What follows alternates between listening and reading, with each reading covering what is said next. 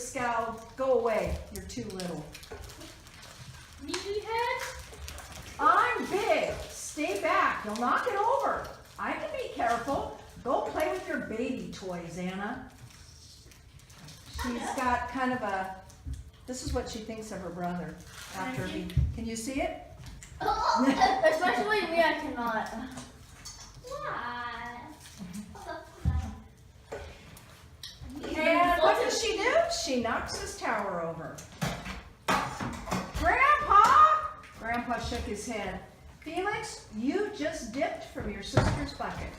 Like everyone else, Anna has an invisible bucket. When it's empty, she feels bad. When it's full, she feels great. Don't you ever notice your own bucket? Invisible bucket? Sometimes Felix couldn't quite tell when his grandfather was joking. Just so I can't see when you sit there. But the next morning, when Felix woke up, there it was, a small gray bucket floating above his head. What? When Felix came down to have breakfast, his mom was in a hurry. I've got a meeting this morning and it's almost time to go. Anna, sit still. Had mornings like that. Felix slipped and choco weeds, scattered across the floor. Felix, yelled his mom, you should have used the stool to reach that. Felix could feel his bucket tip and big invisible drips drip out. Drip, drip. Ha ha! Anna laughed as she crunched the cereal with her shoe. Drip. Get the broom and clean up that before you miss the bus, scolded his mom. With the school bus honking, Felix quickly swept up the choco wheats, grabbed the last blueberry muffin, and before he could even take one bite, Buster, the dog, jumped up and grabbed the muffin from his hand. Drip. Hey, look at Felix's new backpack. My baby brother has one just like it. Drip. Psst. Drip. Watch out, shrimp. Drip. It was still morning and Felix's bucket was almost empty. As he watched his classmates walk into the room, he hoped they would trip and fall. That's what it feels like when you have an empty bucket. Sorry guys, I'm losing. Yeah, that's what I do. It looks like the other just take it off. I know. Felix slumped his head into his seat, or slumped into his seat and waited for something else bad to happen. Mrs. Bumblenickel slowly walked up to his desk and handed him a paper. He could hardly bear to look. Felix, you wrote a wonderful story. Would you please share it? They laughed at all the right places and oohed at the scary parts. When Felix finally read the end, everyone clapped, even Emily, who sat next to him and didn't like dinosaurs. Felix felt a whole shower of drops land in his bucket. Maybe the day wouldn't be so bad after all. He got a note in his lunch from his mom.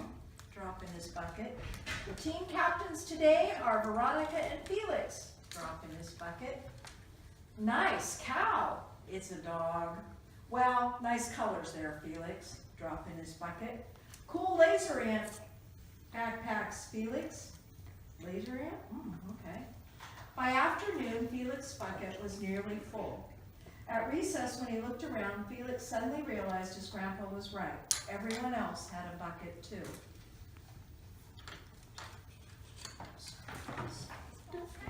Thanks, dude. Drop. Hi, I'm Felix. It's your first day? Yes. Drop. The strange thing was that for every drop he helped put in someone else's bucket, he felt another drop in his own bucket. When Felix burst in the door after school, he shouted, "You were right, Grandpa. I do have a bucket, and I understand how it works." Then he saw Anna's torn doll. "Bad dog," he almost scolded. And then he thought, dogs might have invisible buckets too. Your doll will be okay, Anna," said Felix. "Mom will fix her. Until then, do you want me to help build the tallest building in the world with my blocks?"